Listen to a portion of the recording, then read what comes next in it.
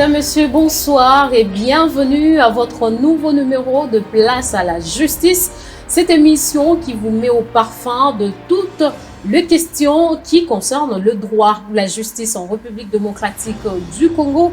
Aujourd'hui, c'est une journée spéciale parce que nous recevons quelqu'un qui n'est pas habitué de cette émission. C'est pour la première fois qu'on le reçoit. Sur cette question de spoliation, vous le connaissez bien, en République démocratique du Congo, certains immeubles ou parcelles ou patrimoines de l'État, tels que les écoles, le parcelle, le marché, sont spoliés par de particuliers en complicité avec certaines autorités. Mais que dit la loi congolaise par rapport à cette question de spoliation de biens publics? Alors, pour parler de cette thématique, je reçois sur ce plateau Maître Samuel Nkoko. Il est avocat au barreau de Lubumbashi, à qui je dis bonsoir et bienvenue. Bonsoir Esther et merci encore une fois de plus de m'inviter à ton plateau. Quelles sont vos impressions aujourd'hui? Première fois que vous venez à cette émission Place à la Justice. Je suis d'autant plus d'abord très honoré de prendre part à ce plateau. Le plateau qui appartient à une chaîne de renom que nous avons l'habitude de suivre dans toute la République. À Lubumbashi, cette chaîne est une chaîne que nous suivons généralement par les voies des réseaux sociaux. Alors, faire partie d'une émission qui passera sur cette chaîne est peut-être pour moi qu'un honneur. Alors, je suis très honoré de prendre part à votre émission, Madame Esther. Merci beaucoup, Maître Samuel. Alors, d'entrée de jeu, qu'est-ce qu'il faut comprendre par le terme spoliation?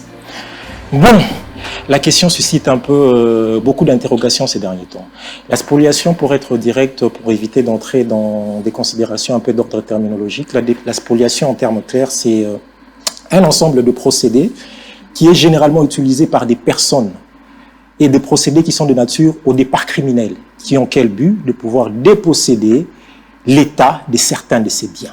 Voilà ce que l'on entend de manière un peu simpliste par le mot spoliation, Madame Esther. Alors, comment se fait la vente de biens du domaine privé de l'État? Bon, avant d'abord de parler du domaine privé de l'État, il est d'abord important de distinguer les biens de l'État. Les biens de l'État sont constitutifs au départ de deux domaines. Les deux domaines de l'État, premièrement, nous avons un domaine qu'on appelle le domaine public de l'État, et le deuxième domaine, c'est le domaine privé de l'État.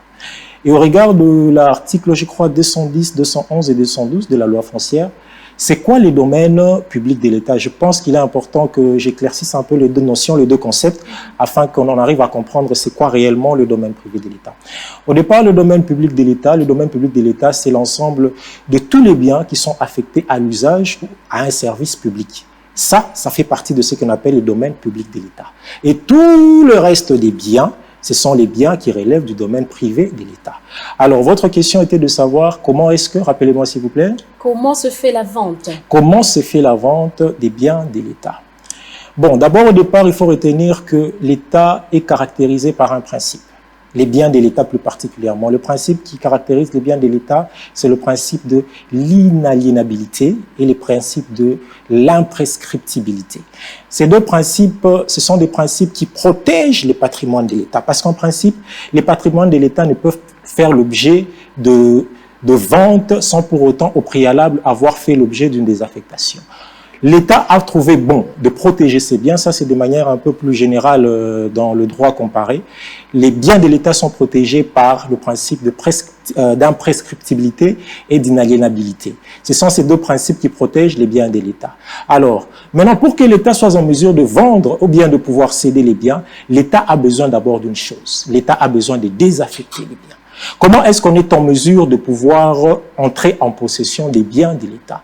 C'est vrai que l'État, en tant que personne physique, en tant que personne morale, de droit public, au regard de l'article toujours 210 et suivant de la loi foncière, l'État est en mesure aussi de pouvoir disposer des biens en tant que propriétaire. Alors, en tant que propriétaire, lorsque l'État dispose de ces biens, pour qu'elle soit en mesure de pouvoir les céder, elle doit respecter une procédure qu'on appelle une procédure de désaffectation. La procédure de désaffectation, j'allais en venir, c'est une procédure qui permet à l'État de pouvoir sortir les biens du domaine de l'État privé et de pouvoir comment je peux dire en termes simples, de pouvoir les déclasser, les en sortir de manière à pouvoir les permettre de mettre en possession des personnes ou des tiers.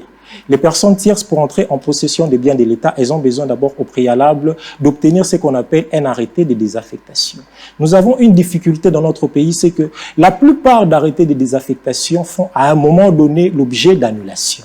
Mais la procédure régulière, pour revenir à votre question, la première étape d'abord, c'est laquelle? C'est que les biens de l'État, avant de faire l'objet d'une certaine vente, elles doivent d'abord être désaffectées. Et la loi exige qu'elles soient régulièrement désaffectées. Tant qu'un bien de l'État n'est pas préalablement, régulièrement désaffecté, ce bien ne peut pas faire l'objet d'une certaine propriété d'un tiers. Voilà un peu de manière claire. Mais maître, quel est le titre de propriété qui justifie l'acquéreur de la parcelle? Est-ce l'autorité du ministère de l'Urbanisme et Habitat?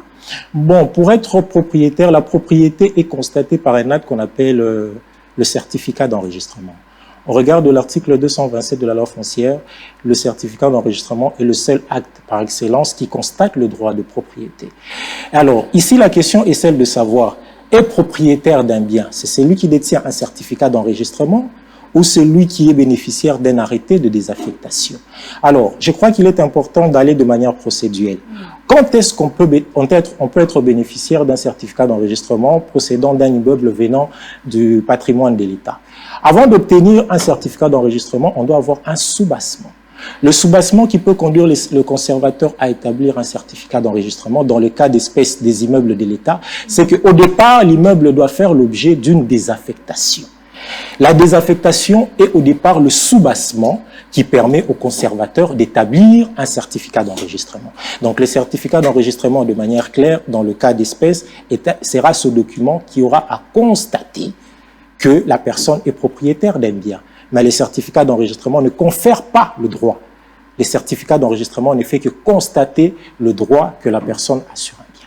Alors, Maître Samuel Konko, il est avocat au barreau de Lubumbashi. Avec lui, nous parlons sur ces sujets qui inquiètent plus d'un Congolais parce que les Amakambo et Komaka, dans la plupart de familles, on se retrouve que famille et Sombaki bien moroboé, mais à un certain moment, l'État devient propriétaire et récupère cette parcelle-là qui a été déjà vendue. Donc, dans Amakambo, on a toujours sur le là pour mettre à expliquer exactement moment nini l'État a vendre bien peu moment nini on va récupérer. Est-ce que Aza obligé à récupérer et l'oko a tekaki déjà? Alors, sur cette question, je suis avec Maître Samuel sur ce plateau. Maître Samuel, je vais comprendre tes spoliations et zanines exactement. Est-ce que dans des termes un peu faciles, vous pouvez expliquer quand même en lingala à certaines personnes qui nous suivent en ce moment? Bon, la spoliation en lingala, non, mais un peu en lingala, mais ça ne sera pas facile parce que le terme scientifique dans lingala, c'est pas tellement aisé. Alors, spoliation, c'est ensemble, moko, il y a stratégie, il y a batou. Ils ont tendre na rosalani na ko déposséder l'État na roboto la l'État ba bien o isayaye de autobengi spoliation parce que l'État en principe aza pas responsable ya ba bien na qui aux ala ba et qui aux l'aéroport qui aux ala ba école et qui aux ala ba pont aza pas responsable ba bien o isayaye. Alors loi na biso ya pays ba texte na biso ya pays ils ont permettre que l'État a la mesure ya koteka ba bien na ye. Mais pour que l'État ateka ba bien na ye, il faut aller qu'il a la procédure autobenga la procédure il y a des affectations. Na pour que procédure à des affectations et salama et sengi nini. Ba texte na biso sengi que avant que procédure à des affectations et salama, il faudra au départ ils ala na raison moko et ko fonder ministère dans le cas d'espèces ministère et urbanisme dans habitat a ko désaffecter bien wana.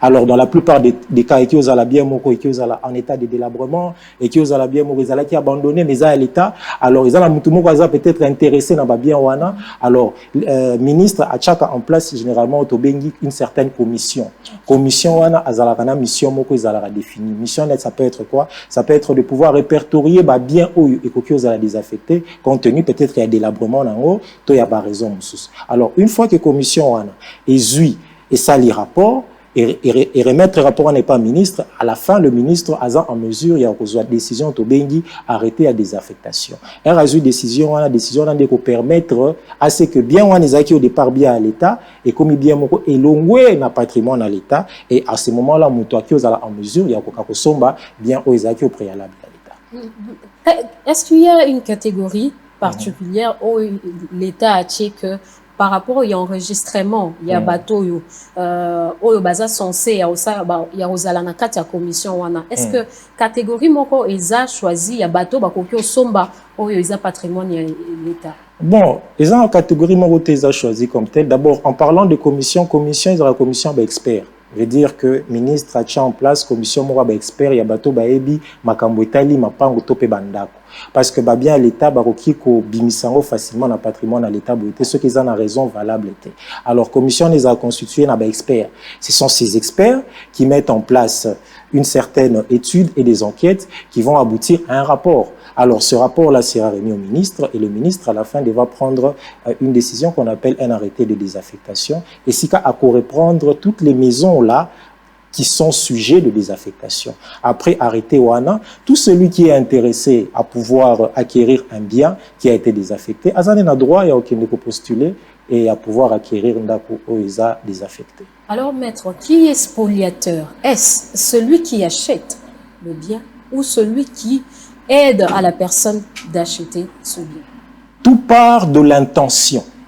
Tout part de l'intention parce qu'au départ, l'infraction, un des éléments constitués de l'infraction, c'est l'élément intentionnel. Quelle est l'intention des gens qui font ça? Les gens qui font ça, est-ce qu'ils ont l'intention de déposséder l'État? Lorsqu'il est prouvé que l'intention est celui de déposséder l'État par des manœuvres et en contournant les procédures régulières, ça devient une spoliation. Et alors, les personnes qui sont appelées spoliateurs dans les cas d'espèce, ce sont les personnes qui ont concouru à la mise en place de cette industrie criminelle et les personnes qui en ont été aussi bénéficiaires. Les personnes qui en ont été bénéficiaires. Mais pourquoi est-ce qu'on va traiter de spoliateur une personne qui a pu acquérir une maison dans les conditions les plus régulières? Cette personne ne peut pas être appelée spoliateur. Pourquoi? Parce qu'elle a respecté toutes les conditions. Elle a respecté toutes les conditions. Mais lorsqu'elle ne respecte pas les conditions prévues par la loi pour acquérir un bien appartenant à l'État, cette personne-là peut être qualifiée de spoliateur. Alors, il y a quand même un constat qui s'est fait que les acteurs majeurs en fait de la spoliation, c'est du patrimoine immobilier de l'État, c'est plus les agents de l'administration publique, les officiers supérieurs. Qu'en pensez-vous? C'est tout ce qui rend vraiment la chose très triste. Parce qu'en principe, toutes ces autorités sont appelées au départ à être les personnes les plus exemplaires. Les plus exemplaires, ça veut dire qu'elles doivent comprendre que les biens qui appartiennent à l'État, ce sont des biens qui appartiennent à la communauté. Mais pourquoi est-ce que l'on constate que dans la plupart des cas, ce sont des personnes qui se retrouvent dans des conditions un peu plus de responsabilité qui acquièrent ces genres de biens? C'est regrettable, bien entendu, mais nous pensons que ce sont des histoires qui doivent être corrigées avec le temps. Parce que ce n'est pas un bon exemple pour la société. Ce n'est vraiment pas un bon exemple pour la société. Parce que lorsque l'on se met à déposséder l'État de ses biens, en fin de compte, on va se retrouver avec un État qui n'aura pas de biens à pouvoir affecter à un usage collectif. Et en fin de compte, l'État va se retrouver à un moment donné locataire des privés. Pourquoi? Parce que l'État n'aura plus de biens propres à lui. Est-ce que c'est possible que l'État soit locataire d'un privé? Oui, nous avons plusieurs cas d'espèces. Nous avons des services de l'État qui sont locataires dans des propriétés privées. Nous en avons dans ce pays. C'est grave. Alors, mais exactement, quelles sont les causes principales qui font à ce que ces responsables puissent être inclus dans ce genre de magouille? Bon, est-ce qu'on peut justifier de l'intention d'un criminel? C'est jamais facile. Mais la cause principale, je crois, c'est juste la corruption. À part la corruption, on ne voit pas d'autres raisons parce que si seulement vous suivez la manière par laquelle ces responsables sont en mesure d'acquérir les biens, dans la plupart des cas, ils acquièrent ces genres de biens à des prix dérisoires. À des prix dérisoires, mais des immeubles qui ont une certaine grande valeur, mais ils acquièrent toujours ça à des prix dérisoires et revendent ça à des grands prix. Alors, je crois que la cause principale pourrait être uniquement la corruption et rien d'autre que la corruption. Maître, je donne un exemple d'une femme qui achète une concession, une parcelle. Alors, plusieurs années plus tard, l'État récupère cette parcelle-là comme patrimoine de l'État, patrimoine immobilier de l'État. Qui peut faire cette victime? Bon, il faut d'abord retenir que lorsque l'État passe un contrat avec un particulier, l'État, dans ce genre de cas, est aussi partie contractante, au même titre qu'un particulier. Alors, lorsque une personne est victime de ce genre de choses et qu'elle estime qu'elle a pu acquérir le bien en bonne et due forme, je crois que cette personne est en droit de pouvoir se pourvoir en justice et de pouvoir solliciter auprès du tribunal l'annulation de cet acte qui a pu l'emmener à être dépossédé d'un bien qu'il a pu acquérir de manière légale. Parce que je vois très mal, Madame Esther, qu'une personne qui a pu acquérir un bien de manière régulière, ça veut dire le bien a été désaffecté, après avoir été désaffecté, la personne a pu acheter la maison en question. Ça veut dire que lorsque la personne a pu entrer en possession de la chose, elle a pu débourser de l'argent pour pouvoir acheter un immeuble. Quel que soit le temps où elle a pu l'acheter, mais elle a pu acheter l'immeuble. Alors cette personne, lorsqu'elle a pu acquérir l'immeuble dans ce genre de conditions, en respectant toutes les étapes prévues pour pouvoir acquérir un bien qui faisait au départ partie du patrimoine de l'État, je crois que cette personne-là est lésée. Cette personne-là est lésée. Et si l'État a besoin de pouvoir entrer en possession des biens qui au départ étaient dans son patrimoine, mais après a été désaffecté, l'État a une procédure qu'elle doit suivre. C'est ça exactement la procédure qu'on a vraiment besoin. Comment l'État parvient à récupérer ce qu'il avait déjà vendu? Bon, pour dire vrai, présentement, les procédures par lesquelles l'État passe pour pouvoir récupérer ses biens, ce ne sont pas des procédures encourageables. Présentement, c'est quoi la procédure au fait? C'est que vous avez un ministre qui annule les arrêtés de désaffectation qui ont été, par exemple, délivrés par son prédécesseur.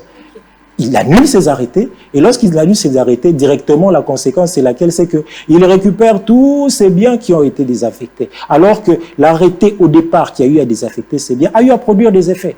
Vous avez des maisons qui ont été désaffectées, et après, ces maisons ont été couvertes par des titres comme des certificats d'enregistrement. Alors, lorsque l'État veut récupérer ces biens, la meilleure procédure serait, moi je crois à mon entendement, la meilleure procédure serait si l'État estime qu'elle est lésée comme étant partie au contrat, que peut-être un bien a fait l'objet peut-être d'une certaine concussion ou d'une lésion, l'État peut se pourvoir en justice. Elle peut se pourvoir en justice soit pour demander à ce que ce contrat au départ qui n'a pas été conclu de manière valable soit rescindé. Rescindé, ça veut dire on peut revoir ce contrat et voir si seulement l'État n'a pas pu être entrer en possession de ce qui valait l'immeuble. Parce que certains immeubles sont vendus à vil prix.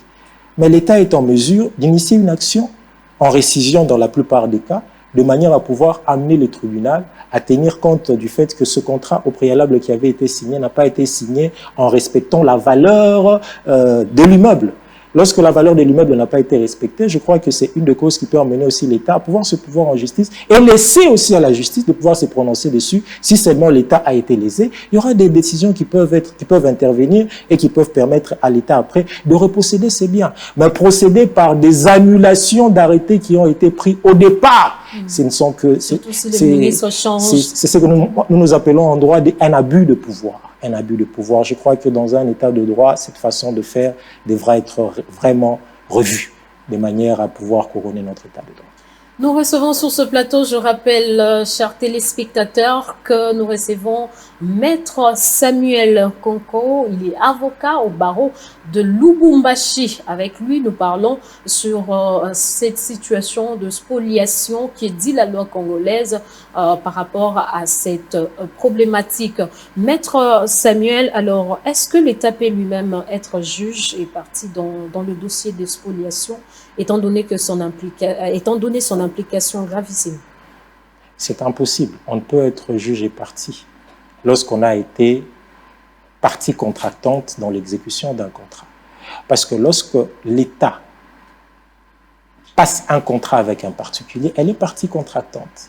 Elle est partie contractante. Lorsqu'elle pense qu'elle a été au départ peut-être lésée, ce n'est qu'en justice qu'elle peut prétendre obtenir certains dommages et intérêts. Mais vouloir faire le juge et partie, ça veut dire l'État elle-même, par l'entremise des personnes qui la représentent, vend un bien, et par après, l'État lui-même reprend ses biens-là par autorité. Cette façon de faire les choses n'est pas admissible. Parce qu'en soi, l'État est caractérisé par un principe de continuité. Il n'y a personne qui pourra penser qu'il peut être à l'État éternellement. Il y a des autorités aujourd'hui, il y aura des autorités demain, mais la difficulté, c'est laquelle? C'est quelle sera la crédibilité? Quelle sera la crédibilité des biens que l'État est en mesure de pouvoir disposer? Quelle sera la crédibilité? Il faudra rassurer les gens parce que l'État aussi est en mesure de pouvoir disposer de certains biens. Parce qu'en tant que propriétaire des biens, elle peut aussi en disposer de manière gratuite ou gracieuse. Mais Quelle est la sécurité qu'on accorde à ces personnes qui vont contracter avec l'État? Quelle sécurité elles ont? On peut pas passer un contrat avec l'État et ne pas être en mesure de dormir sur son laurier. Pourquoi? Parce qu'on s'est dit qu'un jour ou l'autre, ce contrat pourra être annulé par quelque mécanisme que ce soit. C'est une insécurité qu'on crée dans la société. Nous sommes dans une société, les gens ont besoin de vivre dans une certaine quiétude. Je crois qu'il y a une responsabilité de part et d'autre, de l'État qui s'est fait passer pour une partie contractante en désaffectant un bien et en le vendant, et d'autre part, de cette personne-là qui achète un bien de l'État, elle doit se rassurer que le bien de l'État qu'elle achète a été régulièrement désaffecté. J'insiste sur le mot régulièrement, parce que lorsque la désaffectation n'est pas régulière, elle donne droit à l'État de pouvoir récupérer son bien. Elle donne droit à l'État de pouvoir récupérer son bien. Alors, est-ce qu'il y a-t-il de sanctions vis-à-vis de spoliateurs? Bien entendu, il y a des sanctions. Les sanctions sont d'ordre pénal au départ. Les sanctions sont d'ordre pénal. Et lorsque une personne a été retrouvée dans ce genre de situation, elle ne peut être condamnée que sur le plan pénal pour avoir eu à spolier un bien de l'État. Mais il est souvent difficile d'établir cela. Pourquoi? Parce que les personnes qui en sont au départ, à la base, ou les auteurs de ces spoliations, elles font tout ce qui est possible de manière à pouvoir essuyer les traces. C'est ça la difficulté. Parce qu'aujourd'hui, je prends le cas d'espèce de ce qui se vit présentement dans notre République. C'est quoi? C'est qu'il y a un arrêté de désaffectation qui, au départ, a eu à désaffecter certains biens, et certaines personnes ou certaines autorités ont pu acquérir ces biens en passant un contrat. Et lorsqu'elles passent le contrat, généralement, on vous dit que ce sont des contrats à titre presque gratuit parce que ça ne représente pas la valeur vénale réelle de l'immeuble. Alors, lorsque, après, vous avez peut-être, je vais parler d'un nouveau régime ou bien d'un nouveau ministre qui vient, et lorsque le nouveau ministre intervient, il pense que la meilleure façon pour lui de pouvoir récupérer les biens, c'est d'annuler les arrêtés de son prédécesseur. Alors, lorsqu'on procède ainsi, on crée un désordre. Et ce genre de désordre ne garantissent vraiment pas un état de droit comme nous le voulons. On constate également que lorsque les autorités sont impliquées, et on ne sent pas vraiment qu'il y a poursuite de ces anciens spoliateurs. Bon, c'est comme je l'ai dit au départ, c'est qu'il est difficile de pouvoir établir cette question de spoliation. C'est jamais facile. Il est vraiment difficile. Pourquoi? Parce que tous ceux-là qui prennent ces résolutions de pouvoir agir ainsi, ils prennent le soin au préalable de tout faire comme il se doit. De tout faire comme il se doit. C'est vrai que c'est une sorte de complicité, mais bon, que faire, Madame Esther? Que faire? Si ce n'est que d'emmener la classe politique à pouvoir être de plus en plus consciente. Pourquoi? Parce qu'en étant de plus en plus consciente, on est en mesure de construire un état de droit, et un état de droit qui pourra être une fierté et une image de la République partout où nous passons. Alors, pensez-vous que le procès public aussi, dans ces cas, peut être un moyen de répression sévère aux inciviques ou spoliateurs pourrait aussi régler définitivement le problème? Oui, les procès ont aussi un caractère dissuasif. Les procès publics peuvent aussi emmener certaines personnes à tirer des leçons, à ne plus procéder de cette façon-là. Mais la difficulté, c'est de voir ce genre de procès aboutir.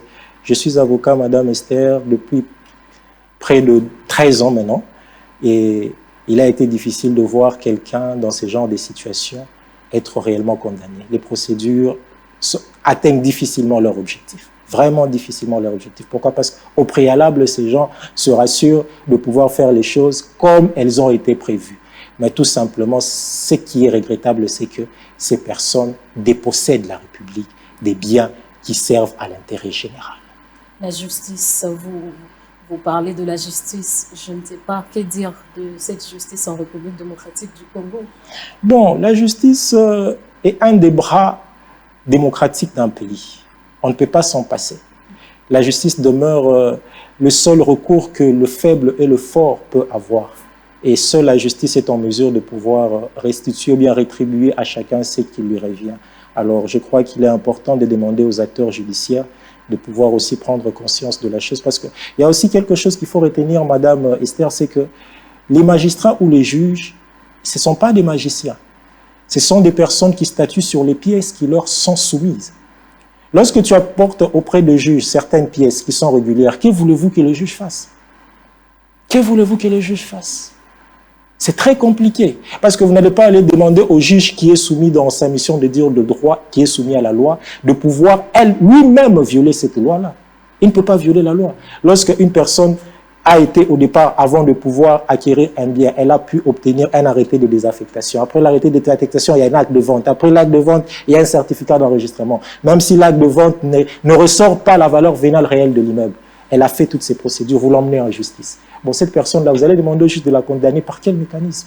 Quel mécanisme? Par quel mécanisme? Et surtout qu'en République démocratique du Congo, on fait ces constats-là.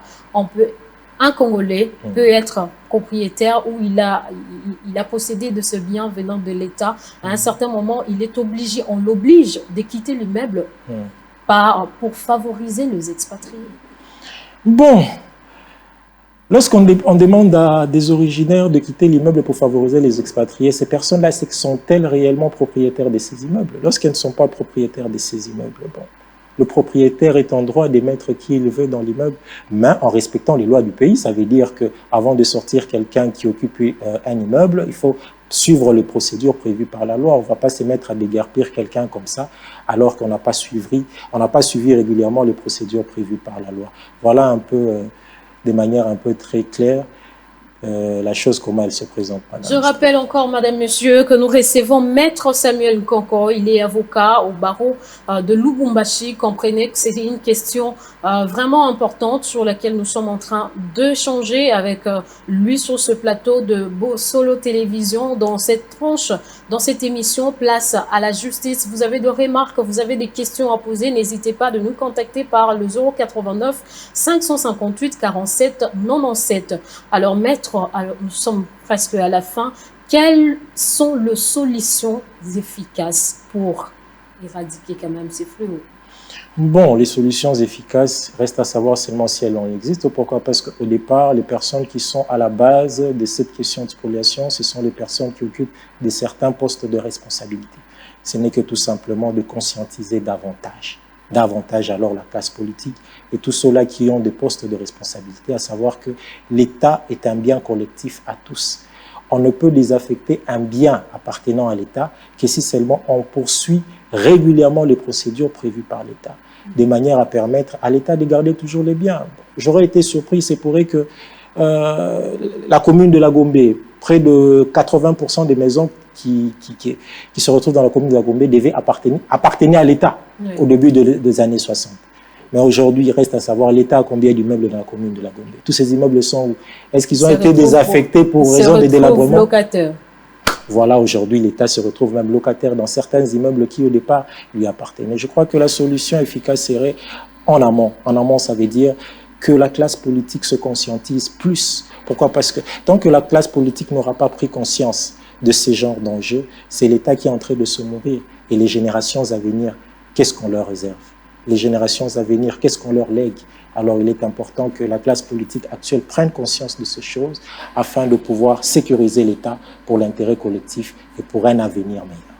Alors, un message en lingala pour Batunyo Sobazout, alors maître, il y a 2 femmes, il y a 2 victimes également, pas seulement l'État qui est victime, mais il y a aussi 2 personnes qui ont acheté les immeubles, qui ont acheté des concessions de parcelles, mais qui se retrouvent aujourd'hui dans la rue parce que l'État n'a pas pu respecter la procédure. Alors, qu'est-ce que vous pouvez dire à toutes ces personnes-là qui nous suivent maintenant là sur le plateau de Bosolo Télévision? Alors, pour les personnes qui sont victimes de tout ce dont on vient de parler présentement, plus particulièrement des biens qui au départ ont été désaffectés et après qui ont été récupérés, je crois que ces personnes, si seulement elles possèdent des titres sur lesquels leurs propriétés ont été assises au départ, je crois que ces personnes ont ce droit de pouvoir se pourvoir en justice. Elles ont ce droit, nous sommes dans un pays de droit, elles ont ce droit de pouvoir se pourvoir en justice, premièrement pour obtenir l'annulation de ces arrêtés qui leur dépossèdent, et deuxièmement aussi de prouver à l'État qu'ils n'ont pas de créances.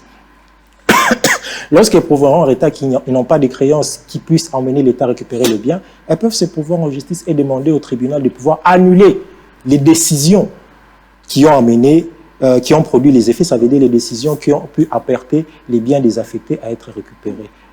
Ce sont des procédures prévues chez nous en droit administratif. Comme le cas des arrêtés, c'est possible de pouvoir saisir le Conseil d'État et obtenir l'annulation de ces genres d'arrêtés. Et lorsqu'on obtient l'annulation de ces arrêtés, on peut réellement retourner aussi en possession de certains biens qui ont pu être récupérés par l'État de manière irrégulière. Mais est-ce que l'État aussi peut indemniser? Bien entendu.